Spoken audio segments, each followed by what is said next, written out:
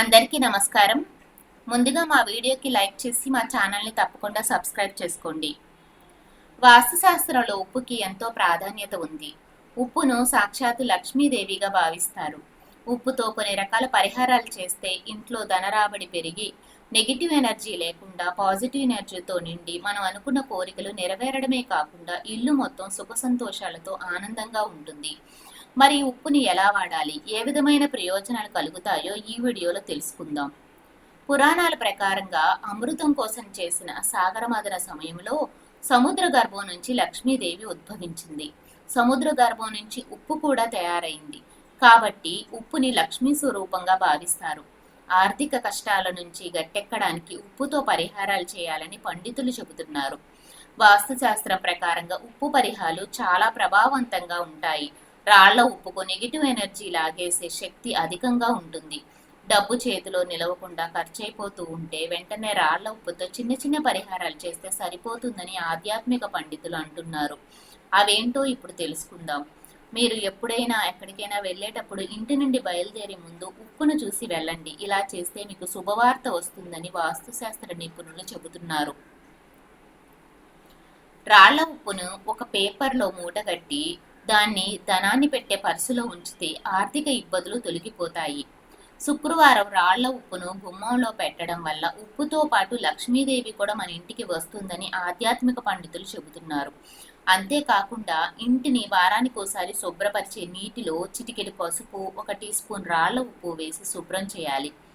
ఇలా చేస్తే ఇంట్లో ఉన్న ప్రతికూల శక్తులు తొలగిపోతాయి, మంచి ఫలితాలు ఉంటాయి, ఆర్థిక రాబడి పెరుగుతుంది. అంతేకాకుండా ఇంట్లో ఉన్న బ్యాక్టీరియా కూడా నాశనం అవుతుంది. వారానికి 2 సార్లు స్నానం చేసే నీటిలో ఉప్పును వేసి స్నానం చేస్తే అనారోగ్య సమస్యలు తొలగిపోతాయి, మానసిక ఇబ్బందులు దూరం అవుతాయి. ఉప్పుని ఎవరైనా చేతికి ఇచ్చినా, మీరెవరి చేతి నుంచి అందుకున్నా అది చెడు ప్రభావాన్ని కలిగిస్తుంది. గ్లాసులో కాస్త రాళ్ల ఉప్పు వేసి ఆ ఉప్పుని కరిగిన తర్వాత ఆ గ్లాసుని నైరుతి మూలలో ఉంచితే డబ్బుకి ఏ విధమైన లోటు ఉండదు. ఇంట్లో ఆర్థిక అభివృద్ధి పెరుగుతుంది. అలాగే మీ ఇంట్లో ప్రతి మూలలో ఉప్పు గిన్నెలు పెట్టండి. ఈ ఉప్పును ప్రతి 15 రోజులకు ఒకసారి మార్చాలి. ఇలా చేస్తే మీ ఇంట్లో లక్ష్మీదేవి అడుగు పెడుతుంది.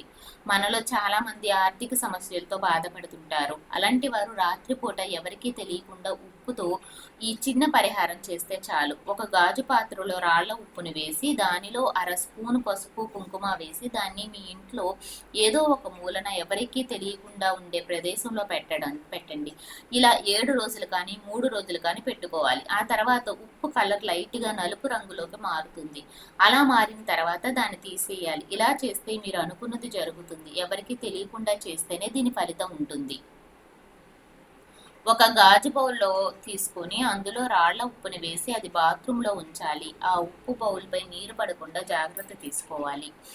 ఇలా చేస్తే ఇంటికి నరదోష లోపాలు తొలగిపోతాయి, దరిద్రం తొలగిపోతుంది. అలాగే ఒక ఎర్ర వస్త్రం తీసుకుని అందులో కొత్త రాళ్ల ఉప్పుని తీసుకుని మూటగట్టి ఇంటి ముందు గుమ్మానికి కానీ, లేదా బిజినెస్ చేసేవారైతే షాప్ ముందు కానీ గుమ్మానికి కట్టాలి. దీనివల్ల నెగిటివ్ ఎనర్జీ దూరం అయ్యి అదృష్టవంతులు అవుతారు.